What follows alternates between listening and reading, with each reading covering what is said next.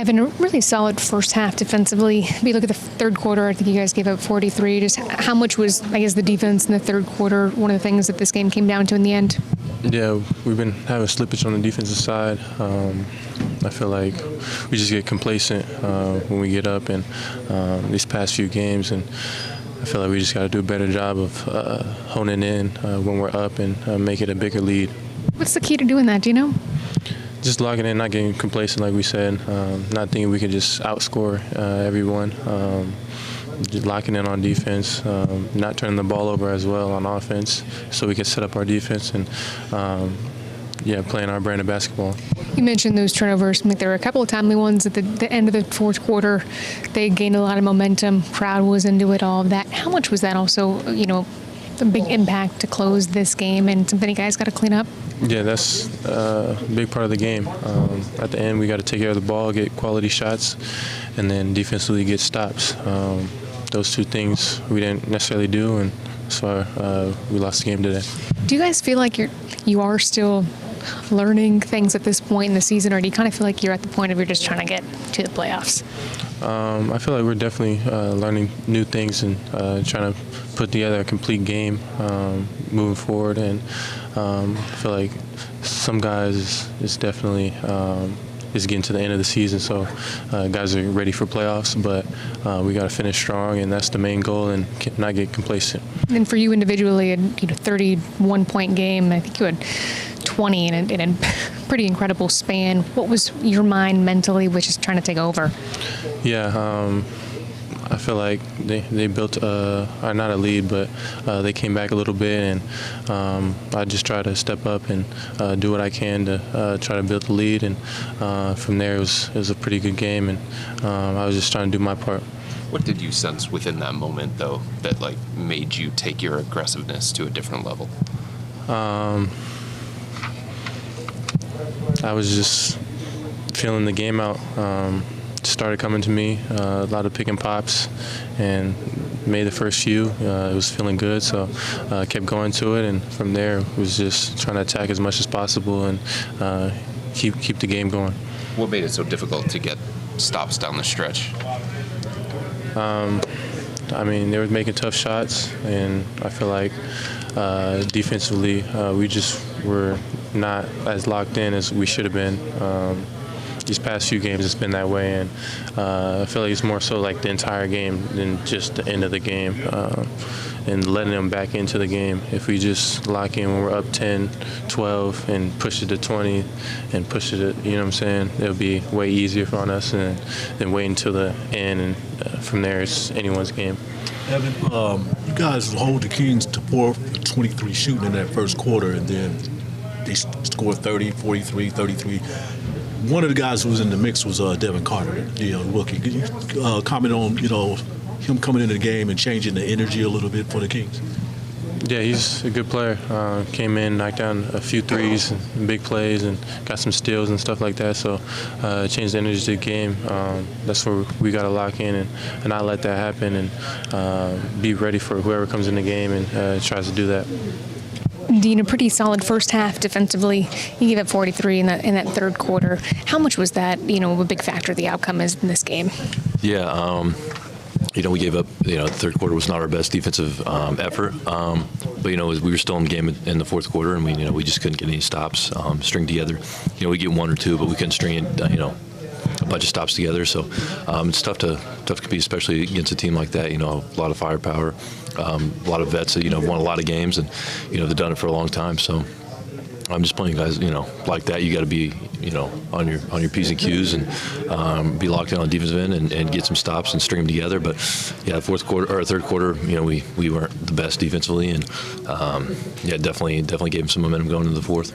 Do you guys feel like you're at the point in the season where you are still learning things as a team that can help you in the playoffs, or are you kind of at the point of let's just get to the postseason already? I think we're still learning each other. I think right now, we've been together for a couple of years now, but we're still learning. Every game's different, and we had the best. I don't think we have the best record in the league anymore, but we did, and so we got a big target, on us, and we're going to get everyone's best shot, especially as it gets closer to the playoffs. There's teams that are desperate. I think in the West is 2 to 9 is like a 2-game difference. So everyone's desperate. Everyone's trying to get wins, scratch up as many wins as they can before the playoffs. And so we just got to realize that everyone's going to be desperate to get wins and play desperate. And we also have a big target on our back, being the number 1 seed in the East, that people want to get us. So. It's is what it is. Especially, right now we just got to come back and have a little more focus, and we'll be all right. Can you feel that energy from your opponents in these past 2 games? Clippers obviously tonight. Just that desperation you kind of talked about. Yeah, I think so. Especially yesterday, it was like they definitely felt like a playoff game. They were high intensity. Every possession mattered, and their superstars came to play, and same thing tonight. It was just a bunch of energy in the building. They came out firing. They were locked in on both sides of the ball. They made adjustments. We made adjustments. And, they strung together some stops, and we couldn't string them together at the end there. But you can definitely tell the intensity is definitely up right now. You feel like, you just mentioned it, though, that, the Kings were playing in desperation because they are chasing after the 8th spot right now. Yeah. You can definitely tell, they have nothing to lose right now. They got, I don't know how many more games, 12, 14 games left in the season. They got to make a jump. They got to make a push right now. And they came out and played with that, desperate mentality. They came out and played hard, scrappy. Every possession mattered to them. And so, we definitely could feel the, desperation they were playing with tonight. And, it's a good team. They got a lot of firepower, got a lot of great players. So, teams that are playing that desperate, they're definitely tough. But you could definitely feel it. What made it difficult to get consecutive stops down the stretch? I think a little bit of, they made some tough shots, which doesn't, it sucks sometimes. You have a great defensive, possession. They, make a tough shot at the end of the shot clock. That and, we had a little bit of lapses here and there with some, personnel. But overall, man, we were just kind of a step late every once in a while, and gave up some. Especially in this league, especially right now, you're a step late, it gives up, that's a possession you're not getting back for sure. Coming into tonight, you still had a mathematical chance to win 70 games. Only 2 teams in NBA history have done that. You no longer have that chance now. What level of disappointment is there with that, if any? I didn't have any idea. I don't feel any. I don't know. I haven't heard a single person say anything about it in the locker room or anything, so I don't know if there's any disappointment about it. Sure, that would have been cool, but I was, it is what it is. Kenny talked before this game about there's just so much talent on this team that there's guys that deserve to play a lot of minutes, and there's just not enough minutes to go around. Sometimes you can get lumped in that category, but he just talked about how much he values you. In terms of that, how difficult is it just to you got to be ready whenever your number is called, and tonight your number is called to be in that starting lineup? Yeah, no, it's not too difficult. Kenny's good at communicating, what's going on, when it's going to happen, and he's right. We have so much firepower on this team. There's a lot of guys that deserve to play that aren't playing. They don't get to play as much, and it is what it is. But this team, everyone's so close and friends. It's doesn't bother anybody. But yeah, it just.